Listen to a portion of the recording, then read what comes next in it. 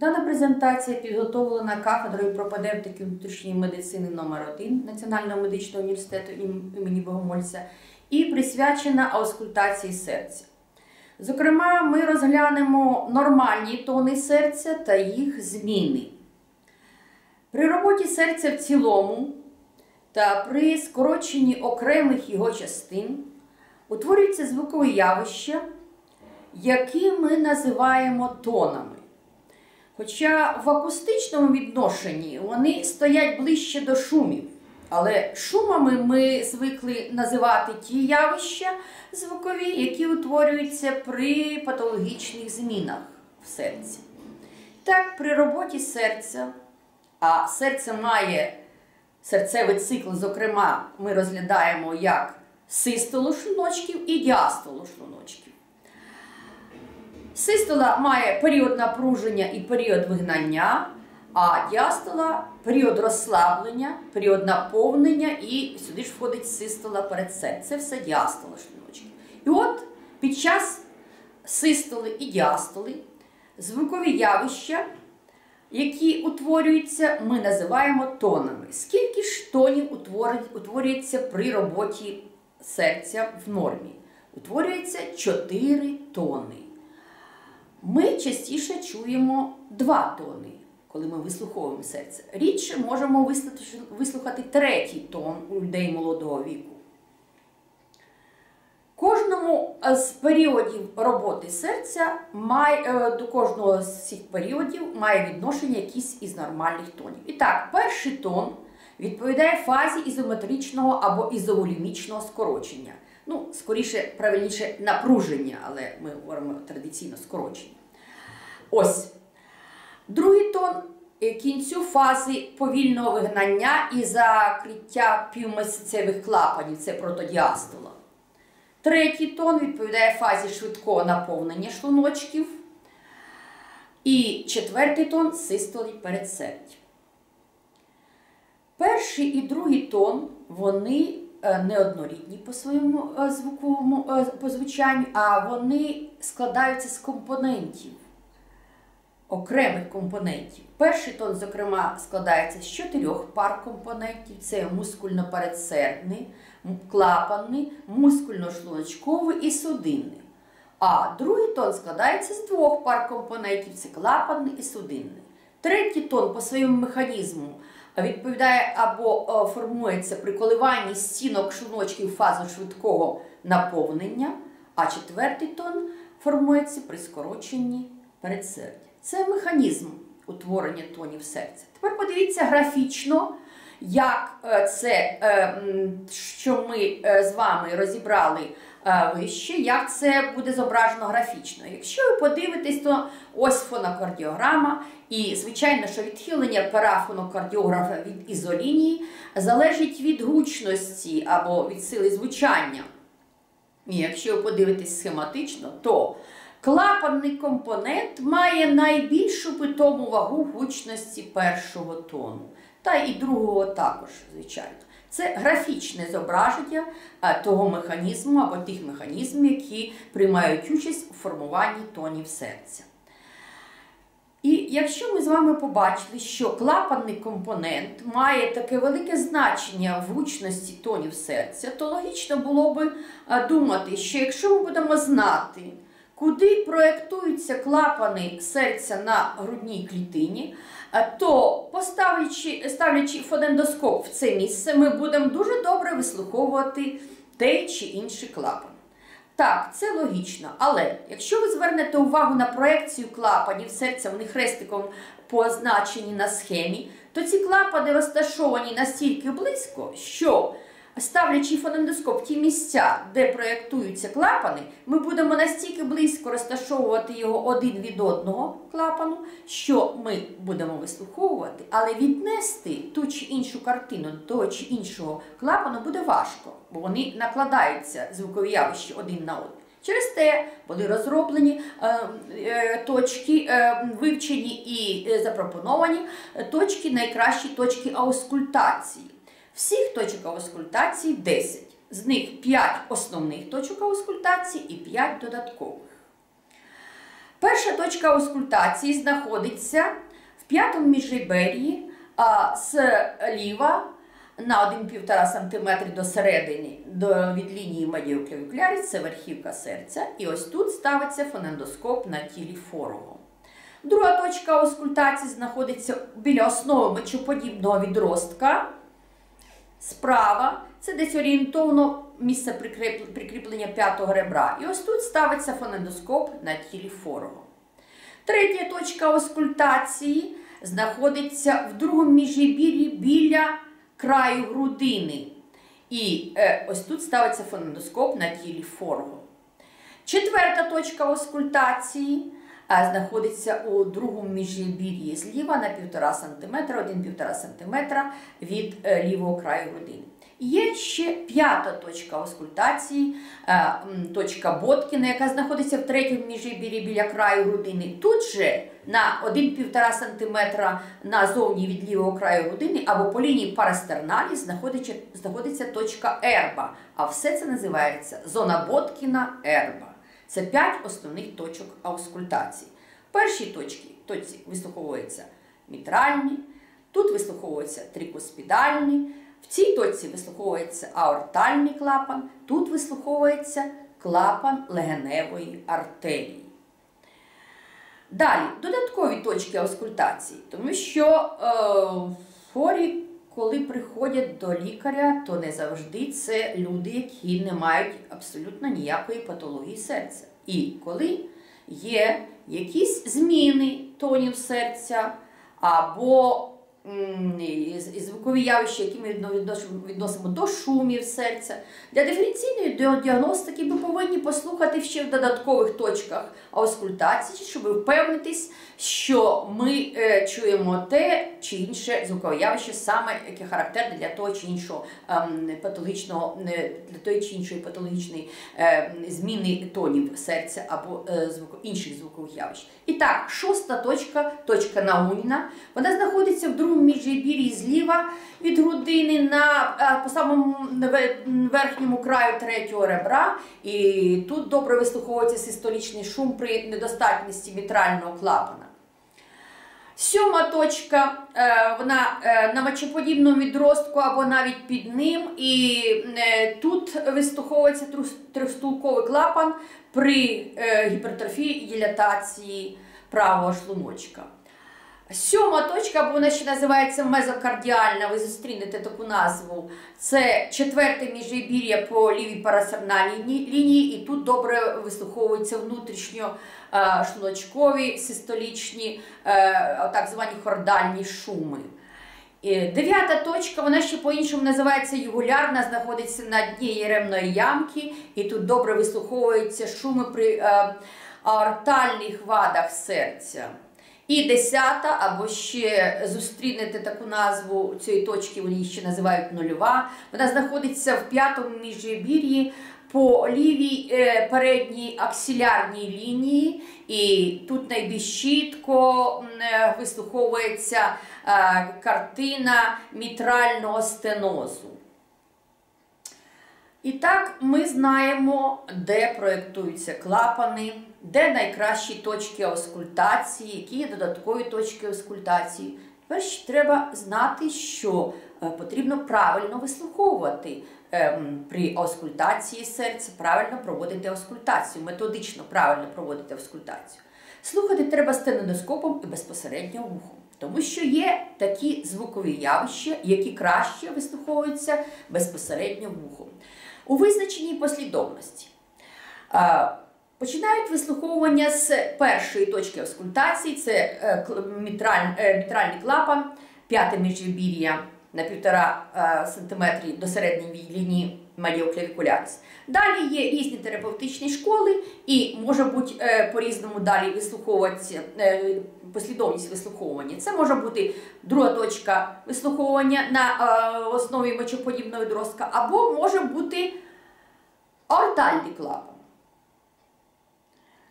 Далі йде клапан легеневої артерії і, звичайно, вислуховують п'яту основну точку аускультації, це точка Боткіна, точка Ерба, або вислуховують в зоні Боткіна-Ерба. В різних положеннях необхідно вислуховувати форо, це лежачи на спині, на правому, на лівому боці, стоячи, тому що змінюється гемодинаміка в цих положеннях і можуть змінюватися звукові явища. Обов'язково потрібно вислухати форо при затримці дихання на висоті вдиху, на висоті видиху. При вислуховуванні серця, коли ми вислуховуємо артальний клапан, обов'язково треба перевірити наявність симптому Сиротіння-Ковєрова, це вислуховування при піднятих доверху руках, і коли людина нахиляється на 45 вперед тулуб, 45 градусів, це перевірка симптома Унінцева. Ці симптоми, коли вони позитивні, а при вислуховуванні з піднятими руками або при нахилі тулуба на 45 градусів вперед, може підсилитися або з'явитися шум в точці вислуховування аортального клапану. І це клінічна ознака атеросклерозу аорти. Обов'язково вислуховують після фізичного навантаження, а також одночасно пальпуючи периферичні судини. І коли ми вислуховуємо серце в цих основних точках аускультації, то перше, що виникає у студента і викликає якісь труднощі, коли починають вивчати аускультацію серця, це відмінність першого тону від другого тону. Саме головне на початку аускультації, коли навчаються вислуховувати серце, визначити, де перший тон, де другий тон. І так, ось в цій таблиці представлені основні критерії або відмінності першого тону від другого тону. І так, місце найкращого вислуховування. Компоненти першого тону, звичайно, ближче розташовані до верхівки серця. І на верхівці серця краще вислуховується перший тон, а другий тон вислуховується краще на основі серця. Відношення до пауз серця. Перший тон слідує після великої паузи, а другий тон слідує після малої паузи. Тривалість. Звичайно, оці звукові ці секунди, які тут вказані, це можна визначити тільки на фонокардіограмі, але і вухом можна визначити, тому що перший тон фактично звучить в 2 рази триваліший, ніж другий. І це вухом уже можна це визначити, не тільки фонокардіографічні дані точної тривалості цих тонів серця. І акустична характеристика тонів. Перший тон він нижчий і більш глухий та менш музичний, а от другий тон він більш високий і ближчий до музичних звуків. І зв'язок з верхівковим поштовхом має перший тон, він співпадає з верхівковим поштовхом, а другий тон слідує після верхівкового поштовху. І от зверніть увагу, коли була методика аускультації, там було такий пункт, як потрібно вислуховувати, одночасно пальпуючи периферичні судини. І от взаємозв'язок з пульсом на сонних артеріях співпадає з першим тоном, тобто перший тон він співпадає з пульсом на сонних артерій, а другий тон не співпадає. Це основні такі відмінності між першим і другим тоном. Які можуть бути зміни тонів? Всі зміни тонів класифікуються на 3 великі групи. Перша група – це зміна тонів по силі гучності або силі звучання. Це послаблення і посилення тонів серця. Тони можуть змінюватись по тембру. Це зміна акустичної характеристики тонів. Також можуть змінюватися по кількості тонів під час одного серцевого циклу. Сюди відноситься роздвоєння і розщеплення тонів серця, такі явища, як розщеплення і роздвоєння серця. Тепер розглянемо, від чого ж залежить гучність тонів, або зміна сили або гучності тонів залежить від стану міокарда, стану клапанів, стану стінки аорти і тиску в ній, кровонаповнення порожнин, а також роботи серця, чи це буде тахікардія, чи це буде брадикардія, чи це буде аритмія, а також від умов проведення звуку. Ці всі що ми тільки що перерахували пункти, ці всі пункти або все оце, що ми зараз з вами перерахували, воно має відношення до гучності тонів серця. Тепер ми розглянемо безпосередньо, як можуть змінюватися тони серця.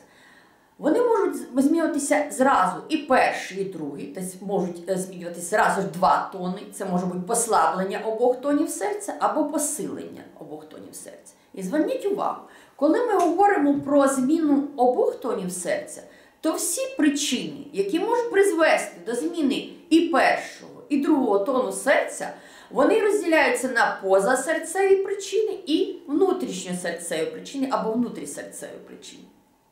І так, коли ж буде змінюватися і перший, і другий тон, якщо якісь будуть зміни відбуватися позасерцеві? Наприклад, товста грудна клітина буде впливати однаково як на перший, так і на другий тон.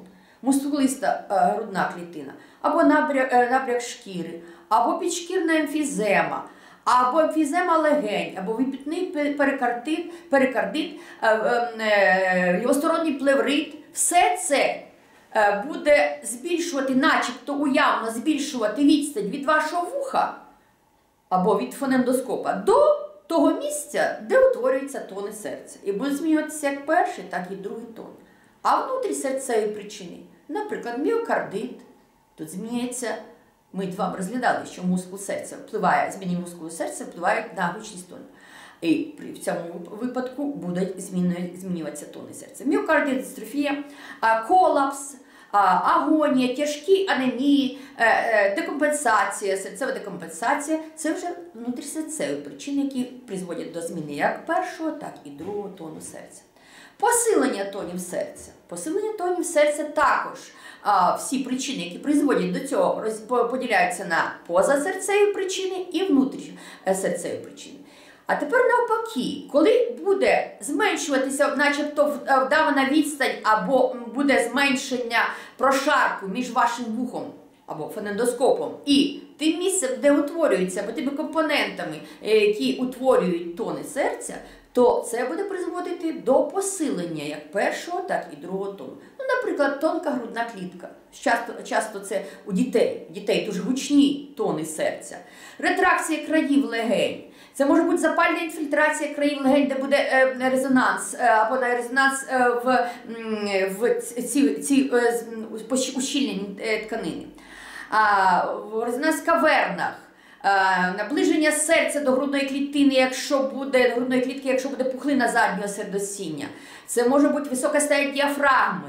Все це буде збільшувати гучність як першого, так і другого тону, але це не буде залежати від серцевих змін.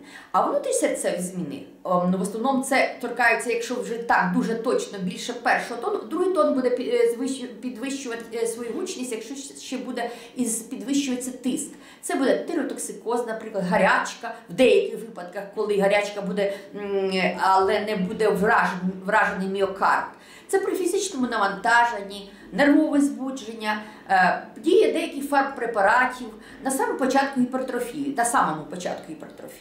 Це посилення першого і другого тону і причини, які до цього можуть призвести. Тепер окремо розглядаємо зміну першого і другого тону. Послаблення першого тону. Зверніть увагу, що всі вади серця, якщо ви подивитесь, крім мітрального стенозу, призводять до послаблення першого тону серця. Крім того, послаблення першого тону спостерігається при гіпертрофії міокарда, при слабкості міокарда лівого шлуночка. А посилення першого тону. Подивіться, на першому місці стоїть мітральний стеноз. При мітральному стенозі перший тон посилюється. Він ще має і навіть інше звучання, ми далі з вами це розглянемо, темброве забарвлення має. При екстрасистолії, при тахікардії, так званий гарматний тон стражеска при повній атріовентрикулярній блокаді, коли дисоціація між передсердям і шлуночком, між скороченням передсердя і шлуночка, і бувають моменти, коли будуть передсердя і шлуночки скорочуватися одночасно, що не буває в фізіологічних умовах, і тоді буде дуже гучний тон, який нагадує постріл гармати, і образно він називається гарматний тон Стражеска. Стражеско про цей тон описав цей тон. Стеноз правого атровентрикулярного отвору, це буває рідко, але також призводить до посилення першого тону. Тепер розглянемо зміну другого тону. Послаблення другого тону. Коли ви подивитесь, то побачите, що тут вказано послаблення другого тону над аортою і над легеневою артерією. Ми розглядаємо це окремо над аортою і над легеневою артерією, тому що компоненти, які формують другий тон, вони якби розташовані по обидві сторони грудини. Є компонент легеневої артерії і компонент аорти. І ось тому може бути зміна окремо над аортою, а й над легеневою артерією. Тим більше, що ці два клапани, вони відображають гемодинаміку двох кіл кровообігу. Аорта відображає гемодинаміку або має відношення до великого кола, а легенева артерія до малого кола кровообігу. І все, що відбувається в цих колах кровообігу, зміна тиску і так далі, воно буде відбуватися і на гучності другого тону. І так, послаблення другого тону над аортою буває при стенозі гирла аорти, при недостатності аортальних клапанів, при зниженні артеріального тиску, значне зниження артеріального тиску. А послаблення другого тону над легеневою артерією при недостатності клапанів легеневої артерії, при стенозі устя легеневої артерії, зниження тиску в малому колі кровообігу. Далі, посилення другого тону над аортою. Ми ще по-іншому, і часто, ви будете навіть більш часта назва посилення другого тону, буде акцент. І зустрічається так, акцент другого тону. Посилення або акцент другого тону над аортою. Про що говорить акцент другого тону над аортою? Акцент другого тону над аортою в більшості випадків, скажімо так, практично завжди, це відображення, підвищення тиску у великому колі кровообігу. Це, звичайно, на першому місці ми ставимо гіпертонічну хворобу, це симптоматичні артеріальні гіпертензії, це може бути після фізичного навантаження, при хвилюванні.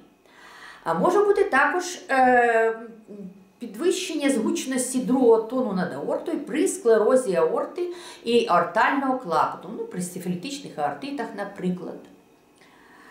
Акцент другого тону над легеневою артерією. По-перше, фізіологічно, до 10-14 років у дітей більша гучність тону, другого тону спостерігається, або ми його чуємо більш гучним над легеневою артерією, і це відноситься до фізіологічного явища. Коли ж буде при патологічних змінах акцентований другий тон над легеневою артерією, то, звичайно, на першому місці стоїть мітральний стеноз, там виразний акцент другого тону на легеневій артерії.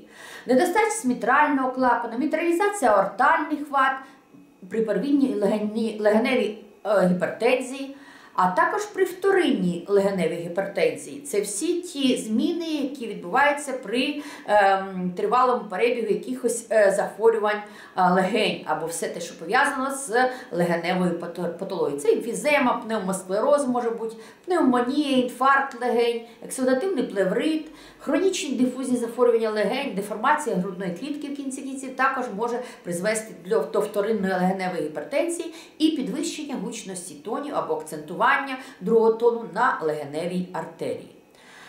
І все те, що ми розглядали з вами, це було розглянуто в перший пункт або перша група зміни тонів серця, зміна тонів по гучності. Тепер ми з вами говорили, що друга група зміни тонів відбувається при зміні акустичної характеристики тонів. Що ж може бути з тонами серця, що вони в акустичному відношенні звучать трошки по-іншому? Ну, от при мітральному стенозі перший тон ми з вами розглядали, що він буде гучніший, тобто підсилений. І крім того, він має особливе темброве забарвлення. Він називається хлопаючий перший тон на верхівці серця. Він підсилений і має таке темброве забарвлення, образно кажуть, хлопаючий перший тон. Може бути такий відтінок тембровий, як металічний відтінок першого тону. Це може бути фізіологічний металічний або дзвінкий перший тон при безпосередньому вислуховуванні в ділянці верхівки серця, як резонанс у вушній раковині, або може бути резонанс в поряд розташованих порожнинах. Металічний відтінок другого тону, ну, дуже, може бути, навіть найчастіше ви це і найперше зможете почути, тому що це буває при склерозі аорти, може бути як акцентований металічний другий тон, так і може бути неакцентований. І гіпертонічна хвороба в склеротичній стадії також характеризується таким металічним відтінком другого тону. Ви ще можете зустріти таку назву глянгор. Далі. Глухий перший тон. Дуже часто це не дуже точно відображають і в історії хвороби, і коли пишуть студентські історії хвороби, що цим терміном хочуть сказати, що тон послаблений. І пишуть замість терміну послаблений перший тон глухий. Ну, глухий, якщо по великому рахунку, то це тут не стільки тихість, скільки глухість. І буває він, наприклад, при гострому ревматичному міокардиті, черевному і сипному тифі, при дифтерії. Така темброва характеристика зміни першого тону. Ну і описаний Дмитренком бархатний перший тон при наявності ендоміокардиту. І він нагадує звук від удару барабанної палички по туго натягненому бархату. І через те отак образно його назвали бархатний тон. Це друга група зміни тонів серця. Третя група змін тонів серця торкається роздвоєння і розщеплення. Що ж це за явище? Коли ми на місці першого або другого тону замість монолітного звуку першого або другого тону чуємо тон, який відрізняється невеличкою паузою між монолітом, який був на місці нормального фізіологічного тону серця. Чому це може бути? Це може бути наслідком неодночасного виникнення окремих компонентів того чи іншого тону. Тому що, наприклад, перший тон має 4 пари компонентів. Вони йдуть настільки близько один від одного, і якщо ви звернете увагу з часової проміжки, то проміжок між ними менше, ніж 0,022 секунди, що людське вухо не сприймає їх як окремі компоненти, і тому ми чуємо монолітний звук першого тону і другого тону. А от коли виникає якась причина, яка призводить до того, що часові проміжки між окремими компонентами стають трошечки більше, ніж 0,02 секунди, то вухо його вже сприймає як не монолітний звук, а як звук, який складається з двох компонентів. Те, що ми сприймаємо вухом, образно говорячи, розщеплення. Або, якщо цей часовий проміжок ще більше, то вже вухо сприймає на місці монолітного звучання першого або другого тону, як дуже близько розташовані два окремих звуки. Або такі ж саме звучання, не монолітного звучання першого або другого тону, а близько розташованого ще якогось звуку біля нього, може бути по причині або результатом виникнення нових тонів, які немає в нормі. Ось тут дані часові проміжки, які ми можемо, звичайно, вияснити або знайти тільки за допомогою фонокардіограми між цими окремими компонентами першого, другого тону або новим компонентом і тоном серця. Вони точно враховуються тільки на фонокардіограми. Ці явища, розщеплення і роздвоєння тонів серця можуть бути фізіологічними і патологічними. Чим же відрізняються або як розрізнити фізіологічне роздвоєння і розщеплення від патологічного? По-перше, фізіологічні частіше торкаються, або в переважній більшості це торкається другого тону серця. Перший тон серця, практично в 99% випадків це торкається патології, якщо буде роздвоєний або розщеплений перший тон. Фізіологічне розщеплення дуже лабільне. Воно то з'являється, то зникає, воно пов'язане з фазами дихання, з фізичним напруженням, з положенням тіла. І частіше все-таки до повного роздвоєння фізіологічне не розходить, не наступає повного роздвоєння. Воно частіше чується як розщеплення. Образцовим було описане фізіологічне роздвоєння першого тону, яке пов'язане з неодночасовим закриттям мітрального і трикуспідального клапанів. Цей феномен частіше вислуховується або краще при безпосередній аускультації. Пам'ятаєте, ми коли в перших слайдах з вами розглядали, як вислуховувати серце, то ми говорили, що є такі звукові явища, які краще вислуховуються при безпосередній аускультації. І от якраз фізіологічне розщеплення першого тону краще вислуховується при безпосередній аускультації. Легше вислухати не на верхівці серця, а в ділянці від 3 до 4 міжребір'я між лініями стерналіс і парастерналіс. Фізіологічне роздвоєння першого тону краще чутно в горизонтальному положенні в кінці видоху або на самому початку вдиху. Коли можемо вислухати патологічне роздвоєння першого тону? Склероз початкової частини аорти, наприклад. При уповільненні провідності по ніжках пучка Гісса, коли компоненти лівої і правої складової першого тону будуть трошечки відставати. Несинхронність скорочення шлуночків через різницю тиску в малому і великому колі кровообігу. Так звана бісистолія пообразцово при недостатності або недостатності аортального клапану, при мілководнищевому інфаркті міокарда. Роздвоєння другого тону, воно може бути фізіологічне і патологічне. Бачите, коли торкається другого тону, то ми бачимо вже є фізіологічне і патологічне. Фізіологічне пов'язане з фазами дихання. При глибокому вдиху і при глибокому видиху.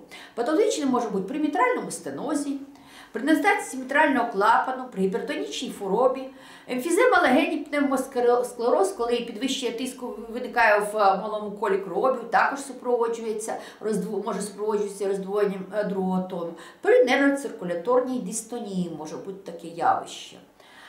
Тепер, коли ми перейдемо до іншої причини от таких звукових явищ, як роздвоєння, розщеплення, це торкається, наприклад, утворення нового компоненту, який дуже близько стоїть до другого тону і дає таке звукове сприйняття, як роздвоєння і розщеплення.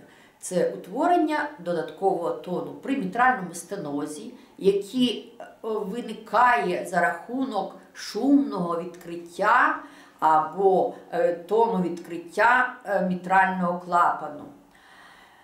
Ось тут на схемі показано і OS, Opening Snake, це в англійській транскрипції тон відкриття мітрального клапану. Бачите, після другого тону, а ось схематично. А як же ж ми його відрізнимо? Чому ми його будемо сприймати як додатковий тон, а не роздвоєний другий тон? Як ми його відрізнимо від роздвоєння другого тону? І це буде зовсім інший, новий тон, якого немає. По-перше, місце вислуховування. Шум відкриття мітрального клапану, або тон відкриття, скоріше правильніше, тон відкриття мітрального клапану краще вислуховується на верхівці, а роздвоєння другого тону краще вислуховується на основі серця.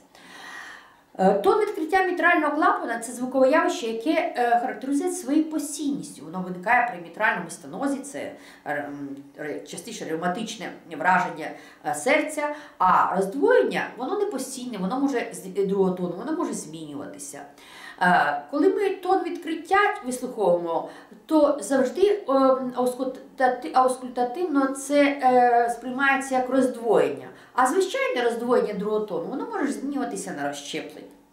І потім на фонокардіограмі тон відкриття мітрального клапану стоїть все-таки трошки далі, на 0,05-0,11 від другого тону, ніж компонент роздвоєного другого тону, який стоїть трошки ближче до другого тону. І ще один додатковий тон, якого немає в нормі, і який створює таку образну аускультативну картину, як галопуючий кінь, і називається ритм галопу, утворюється, коли утворюється додатковий, вислуховується, коли утворюється додатковий галопний тон, наприклад, при різних явищах, таких як систолічний ритм галопу при склерозі аорти, так званий систолічний галоп. Протидіастолічний ритм галопу при інфаркті міокарду, міокардиті, то це тяжке враження міокарду. Далі. Пресистолічний ритм галопа – це класичний, описаний образцовим, і був в 1905 році, він доповів про це на з'їзді терапевтів, про цей звуковий феномен, який краще вислуховується безпосередньо вухом і виникає пресистолічний при декомпенсації хронічного нефриту, при гіпертонічній хворобі з декомпенсацією, кардіосклерозі, мітральному стенозі з уповільненням атровентрикулярної провідності, ну і так званий субаційний або мезодіастолічний ритм галопу. Як же ми будемо відрізняти відмінності ритму перепела і протодіастолічного ритму галопу? Тому що вони стоять дуже близько після другого тону, один і другий цей додатковий тон. Як ми його будемо відрізняти? Ритм перепела ми повинні обов'язково вияснити, якщо ми хочемо визначити, до чого відноситься ця трьохчленна мелодія серця, ритм перепела. А вона називається так образно, тому що мелодія серця нагадує спів перепілки. В анамнезі обов'язково у хворого буде ревматизм, а ритм галопу може бути при різних важких враженнях міокарду. При вислуховуванні трьохчленної мелодії, яку ми відносимо до ритму перепела, там обов'язково буде посилений хлопаючий перший тон. Ми про це з вами говорили. А при ритму галопу перший тон завжди послаблений. Далі, ритм перепела завжди супроводжується, при ньому завжди є діастолічний шум. При трьохчленній мелодії, яка буде оцінюватись вами як ритм галопу, протидіастолічний ритм галопу, немає шуму, або може діастолічного шуму, або може функціональний бути систолічний м'який шум. Частота серцевих скорочень при ритму перепела може бути різна, а при ритму галопа це, як правило, тахікардія. Звідси і образна назва галопуючого коня. Ну і на фонокардіограмі тон відкриття мітрального клапану завжди стоїть ближче до другого тону. А галопуючий тон, додатковий галопний тон при ритму галопа, він стоїть трошки далі. Протидіастолічний 0,12-0,18. Ми сьогодні розглянули з вами нормальні тони серця, їх зміни. Дякую за увагу.